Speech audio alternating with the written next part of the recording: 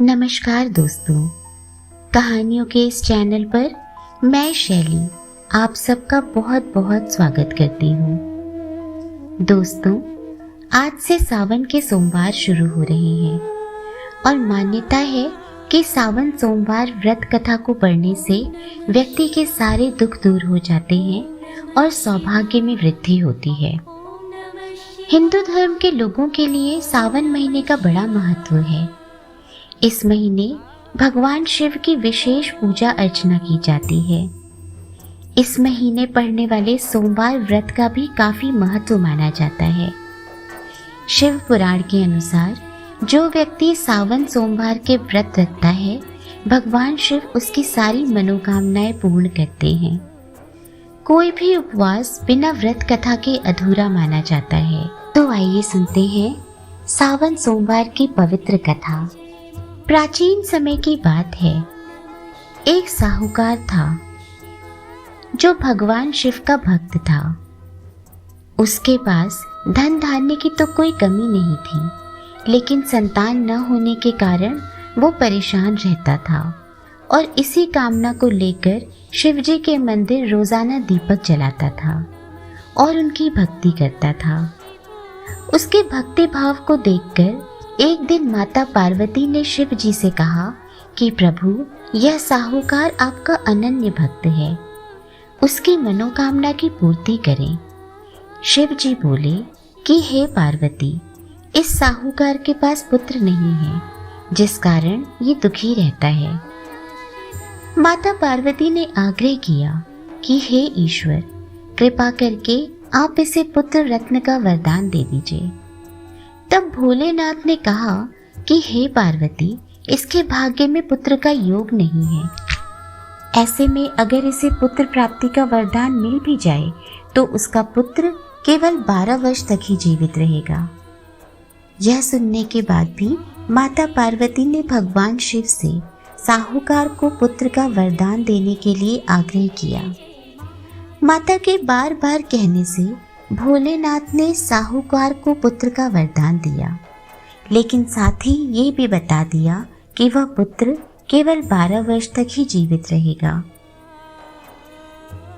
साहूकार ने सारी बात सुनी, इसलिए उसे ना तो खुशी हुई और ना ही दुख। वह तब भी पहले की ही तरह भोलेनाथ की पूजा अर्चना करता रहा। भगवान शिव की आशीर्वाद से साहूकार को सुंदर से बालक की प्राप्ति हुई। परिवार में खूब हर्षोल्लास मनाया गया, लेकिन साहूकार ने बालक की 12 वर्ष की आयु का जिक्र किसी से नहीं किया। जब बालक 11 वर्ष का हो गया, तब एक दिन साहूकार की सेठानी ने बालक के विवाह की इच्छा जताई। तब साहूकार ने कहा कि वह अभी बालक को पढ़ने के लिए काशी जी भेजेगा। साहूकार ने बालक के मामा जी को बुलाया और कहा कि इसे काशी पढ़ने के लिए ले जाओ और रास्ते में जहाँ जहाँ रुकना वहाँ यज्ञ करते और ब्राह्मणों को भोजन कराते हुए ही आगे बढ़ना। साहूकार की आज्ञा का पालन करते हुए बालक के मामा ने ऐसा ही किया। मार्ग पर आगे बढ़ते हुए वो दोनों ऐसी जगह पहुंचे जहाँ राजकुमारी का विवाह था। जिससे राजकुमारी का विवाह होना था, वह एक आंख से काना था। लड़के के पिता की नजर अति सुंदर साहूकार के बेटे पर पड़ी तो उनके मन में आया कि क्यों ना इसे ही घोड़ी पर बिठाकर शादी का कार्य संपन्न करा लिया जाए। तो उन्होंने साहूकार के बेटे के मामा से बात की और कहा कि इसके बदले में वह अथाह धन देंगे, जिस पर वे राजी हो गए।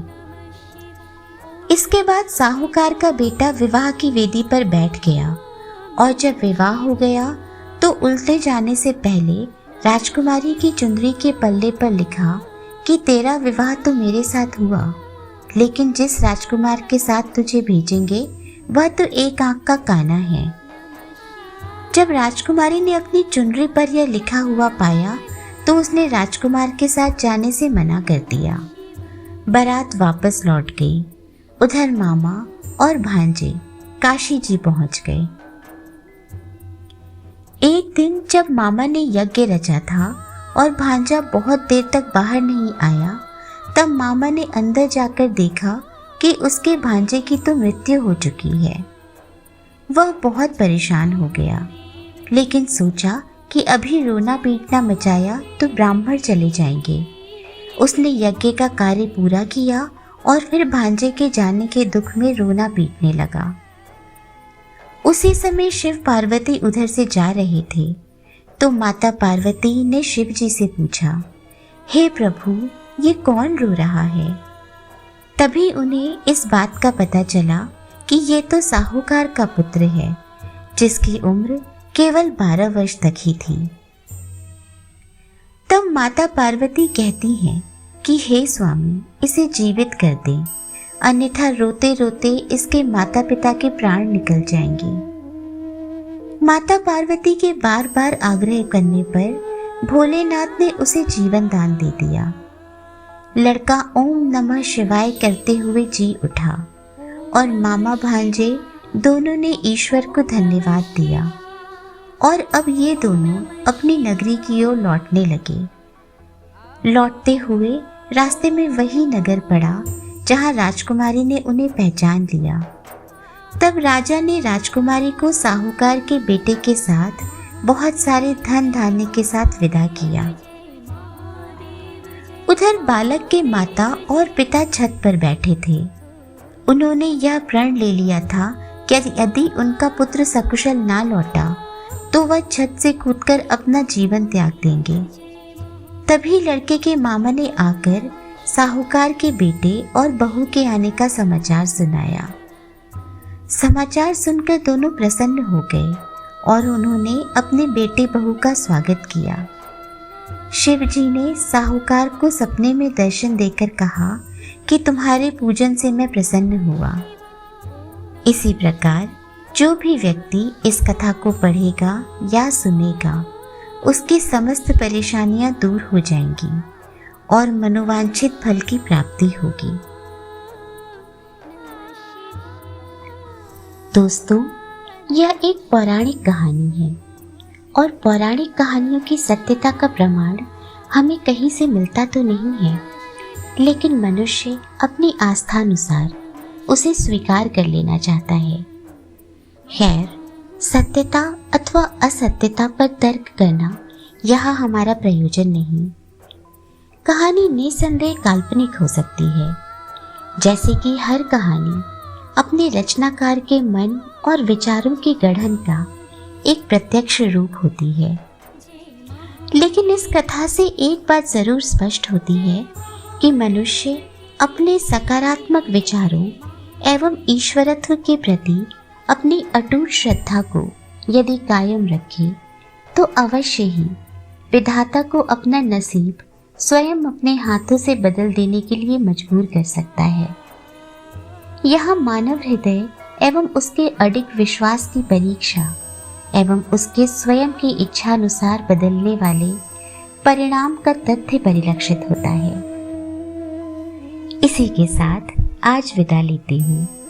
आशा करती हूँ कि ये सावन का महीना आपके जीवन में बहुत सी खुशियाँ एवं संपन्नता लेकर आए। अब तक ना किया हो तो चैनल को सब्सक्राइब जरूर करें, वीडियो को लाइक एंड शेयर करें। अपना और अपनों का बहुत सा ख्याल रखें। स्वस्थ रहें, सुरक्षित रहें, प्रसन्न रहें। नमस्कार।